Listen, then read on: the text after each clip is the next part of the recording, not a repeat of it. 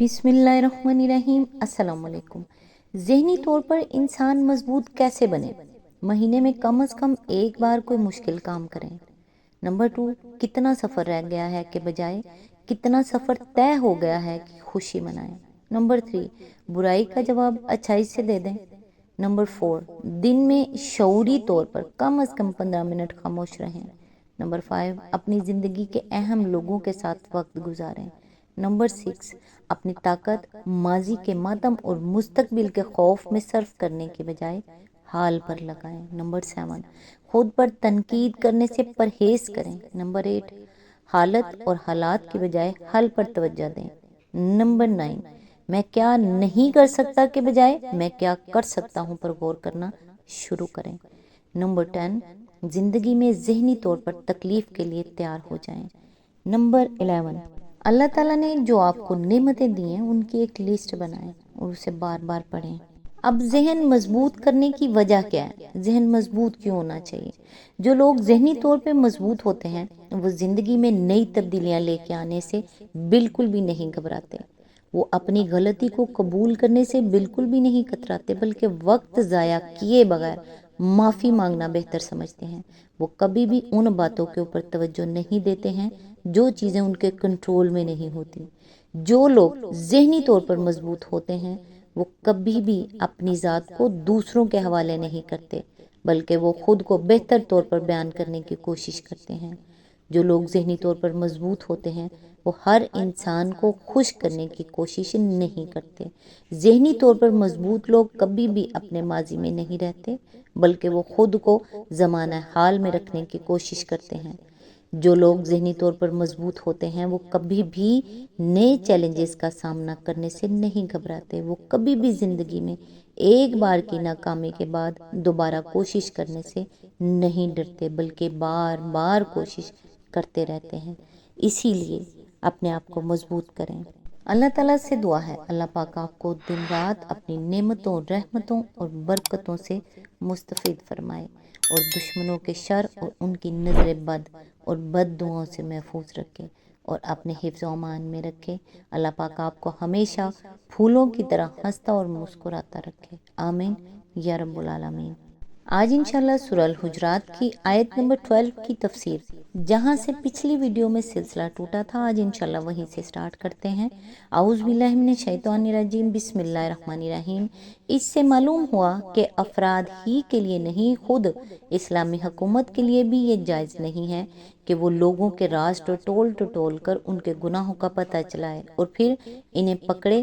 یہی بات ایک حدیث میں بھی ارشاد ہوئی ہے، جس میں نبی کریم صلی اللہ علیہ وآلہ وسلم نے فرمایا کہ حکمران جب لوگوں کے اندر شبہات کے اسباب تلاش کرنے لگے تو وہ ان کو بگاڑ کر رکھ دیتا ہے۔ اس حکم سے مستثنی صرف وہ مخصوص حالات ہیں جن میں بخشش کی فی الحقیقت ضرورت ہو، مثلا کسی شخص یا گروہ کے رویے میں بگاڑ کی کچھ علامات نمایاں نظر آ رہی ہوں اور اس کے متعلق یہ اندیشہ پیدا ہو جائے کہ وہ کسی جرم کا ارتکاب کرنے والا ہے، تو حکومت اس کے حالات کی تحقیق کر سکتی ہے۔ یا مثلا کسی شخص کے ہاں کوئی شادی کا پیغام بھیجے یا اس کے ساتھ کوئی کاروباری معاملہ کرنا چاہے تو وہ اپنے اطمینان کے لیے اس کے حالات کی تحقیق کر سکتا ہے۔ اسی آیت کے ضمن میں آگے فرمایا، غیبت کی تعریف یہ ہے کہ آدمی کسی شخص کے پیٹھ پیچھے اس کے متعلق ایسی بات کہے جو اگر اسے معلوم ہو تو اس کو ناگوار گزرے۔ یہ تعریف خود رسول اللہ صلی اللہ علیہ وآلہ وسلم سے منقول ہے۔ حضرت ابو ہریرہ کی روایت، جسے مسلم، ابو داؤد، ترمذی، نسائی اور دوسرے محدثین نے نقل کیا ہے، اس میں حضور نے غیبت کی یہ تعریف بیان فرمائی ہے، غیبت یہ ہے کہ تو اپنے بھائی کا ذکر اس طرح کرے جو اسے ناگوار ہو۔ عرض کیا گیا کہ اگر میرے بھائی میں وہ بات پائی جاتی ہو جو میں کہہ رہا ہوں تو اس صورت میں آپ کا کیا خیال ہے؟ فرمایا، اگر اس میں وہ بات پائی جاتی ہو تو تو نے اس کی غیبت کی، اور اگر اس میں وہ موجود نہ ہو تو تو نے اس پر بہتان لگایا۔ ایک دوسری روایت میں جو امام مالک نے موطا میں حضرت مطلب بن عبداللہ سے نقل کی ہے، اس کے الفاظ یہ ہیں، ایک شخص نے رسول اللہ صلی اللہ علیہ وآلہ وسلم سے پوچھا، غیبت کیا ہے؟ آپ نے فرمایا، یہ کہ تو کسی شخص کا ذکر اس طرح کرے کہ وہ سنے تو اسے ناگوار ہو۔ اس نے عرض کیا کہ یا رسول اللہ، اگرچہ میری بات حق ہو۔ آپ صلی اللہ علیہ وآلہ وسلم نے جواب دیا، اگر تیری بات باطل ہو تو یہی چیز پھر بہتان ہے۔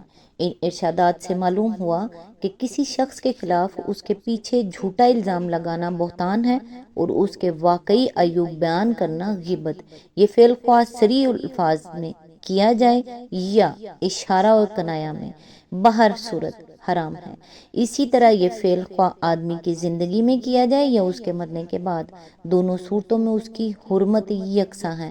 ابو داؤد کی روایت ہے کہ معاذ بن مالک اسلمی کو جب زنا کے جرم میں رجم کی سزا دی گئی تو نبی صلی اللہ علیہ وآلہ وسلم نے راہ چلتے ایک صاحب کو اپنے دوسرے ساتھی سے یہ کہتے سن لیا کہ اس شخص کو دیکھو، اللہ نے اس کا پردہ ڈھانک دیا تھا، مگر اس کے نفس نے اس کا پیچھا نہ چھوڑا جب تک یہ کتے کی موت نہ مار دیا گیا۔ کچھ دور آگے جا کر راستے میں ایک گدھے کی لاش سڑتی ہوئی نظر آئی۔ حضور صلی اللہ علیہ وآلہ وسلم رک گئے اور ان دونوں اصحاب کو بلا کر فرمایا، اتریے اور اس گدھے کی لاش تناول فرمائیے۔ ان دونوں نے عرض کیا، یا رسول اللہ صلی اللہ علیہ وآلہ وسلم، اسے کون کھائے گا؟ فرمایا، ابھی ابھی آپ لوگ اپنے بھائی کی عزت پر جو حرف زنی کر رہے تھے وہ اس گدھے کی لاش کھانے سے بہت زیادہ بری تھی۔ اس حرمت سے مستثنی صرف وہ صورتیں ہیں جن میں کسی شخص کے پیٹھ پیچھے یا اس کے مرنے کے بعد اس کی برائی بیان کرنے کی کوئی ایسی ضرورت لاحق ہو جو شریعت کی نگاہ میں ایک صحیح ضرورت ہو، اور وہ ضرورت غیبت کے بغیر پوری نہ ہو سکتی ہو، اور اس کے لیے اگر غیبت نہ کی جائے تو غیبت کی بنسبت زیادہ بڑی برائی لازم آتی ہو۔ نبی صلی اللہ علیہ وآلہ وسلم نے اس استثناء کو اصولاً یوں بیان فرمایا ہے کہ بدترین زیادتی کسی مسلمان کی عزت پر ناحق حملہ کرنا ہے۔ اس ارشاد میں ناحق کی قید یہ بتاتی ہے کہ حق کی بنا پر ایسا کرنا جائز ہے۔ پھر خود نبی صلی اللہ علیہ وآلہ وسلم ہی کے طرز عمل میں ہم کو چند نظیریں ایسی ملتی ہیں جن سے معلوم ہو جاتا ہے کہ حق سے مراد کیا ہے اور کس قسم کے حالات میں غیبت بقدر ضرورت جائز ہو سکتی ہے۔ ایک مرتبہ ایک بدو آ کر حضور صلی اللہ علیہ وآلہ وسلم کے پیچھے نماز میں شامل ہوا اور نماز ختم ہوتے ہی یہ کہتا ہوا چل دیا کہ خدایا مجھ پر رحم کر اور محمد صلی اللہ علیہ وآلہ وسلم پر، اور ہم دونوں کے سوا کسی کو اس رحمت میں شریک نہ کر۔ حضور صلی اللہ علیہ وآلہ وسلم نے صحابہ سے فرمایا، تم لوگ کیا کہتے ہو؟ یہ شخص زیادہ نادان ہے یا اس کا اونٹ؟ تم نے سنا نہیں کہ یہ کیا کہہ رہا تھا؟ ابو داؤد۔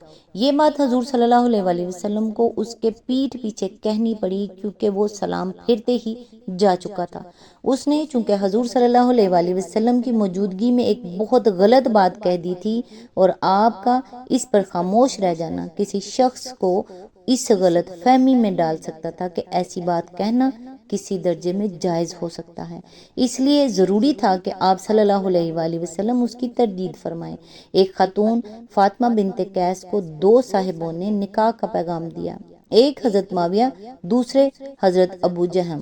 انہوں نے آ کر حضور صلی اللہ علیہ وآلہ وسلم سے مشورہ طلب کیا۔ آپ نے فرمایا، معاویہ مفلس ہیں اور ابو الجہم بیویوں کو بہت مارتے پیٹتے ہیں۔ بخاری اور مسلم۔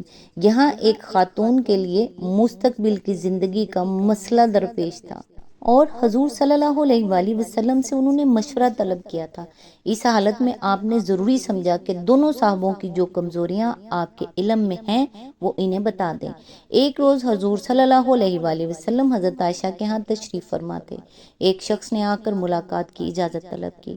حضور صلی اللہ علیہ وآلہ وسلم نے فرمایا، یہ اپنے قبیلے کا بہت برا آدمی ہے۔ پھر آپ باہر تشریف لے گئے اور اس سے بڑی نرمی کے ساتھ بات کی۔